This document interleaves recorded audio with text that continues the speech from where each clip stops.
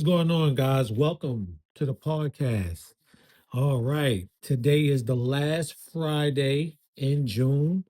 It's 6/26/26. I want to start by giving a shout out to Jay-Z. He's celebrating his 30-year anniversary of Reasonable Doubt. And I'm going to go out to Target today and I'm going to go get that double white vinyl album that he released today. So, if you're a Jay-Z fan and you're hearing this, check your local Target to see if they have any more left. If not, I believe you could go on target.com and you can order one now. It's a limited edition, so I don't know how long they'll be available for you. So today, again, we're touching on the look at me theory. Before I get into that, this is your host, Shahir Henderson. You're listening to the Relationship Stuff 101 podcast. I'll let you know what day it is. It's Friday. It's the 26th, and it's 2026. So, grandiosity. Now, when you think about grandiosity, you think about a person who puts on such an oppressive appearance that they want you to admire them from afar. They want you to see them as a god or a goddess. Like, ooh, look at this person. A lot of famous people may have the grandiosity to want to be admired by people and make people feel like they're peasants to them. Excuse me.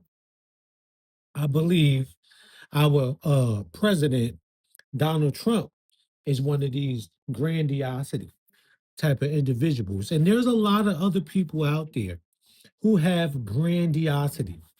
And when you look at the grandiosity, right, you look at what a person is naturally trying to have you fall in love with, or what they're naturally trying to have you fall for. And why is this something that you're falling for? And why is this something that you want to get closer to? Why you want to get closer to that? Now, grandiosity, you may not also know, it connects highly to narcissism. Now, we know the narcissist is a person who believes they're the most beautiful person in the world and that people cannot live without their beauty, without their presence, and without them being around. All of this is about what the narcissist is presenting and not how the narcissist is functioning and not how the narcissist is psychologically. So the narcissist has the grandiosity to tell you that without them, you're nothing. And without them, you won't know what love is. And without them, you will never find love. You will never find happiness. You will never find togetherness. And you will never be worth anything because they are the epitome of your life. They are what you have been waiting for and what you could not wait to get to. You understand? They have the grandiosity. Now, why do I keep saying that? Because the audacity, grandiosity, which rhymes with grandiosity, they have the audacity to do this and to do it in such a manner that they can care less about how you feel about it, and what you think about them past them having this huge, huge outlook on how they bring so much love, peace, and happiness to the world and into your life. You understand? So, what we are basically trying to understand today, and what I'm trying to get you to understand, is that you have to analyze things from a distance to understand that everything, as I mentioned in one podcast, that glitters is not gold. And everything that looks good might not actually be good for you.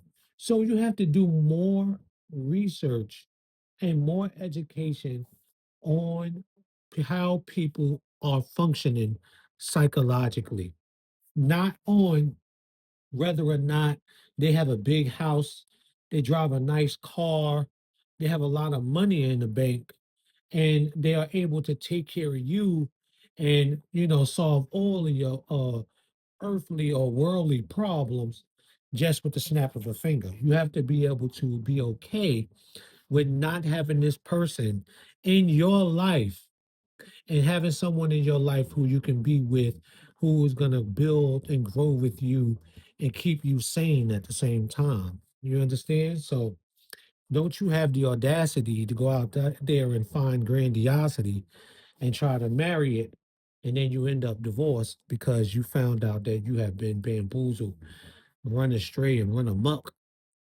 So as we come to a close, you know, because we're working on this look at me theory. And as I work on this theory with you guys and tell you that take more time trying to find peaceful people, people who are at peace with themselves, people who also allow you to become a part of their lives in a peaceful manner. Don't go out there just running to something because it looks like something that you want so badly that you just need to be around it.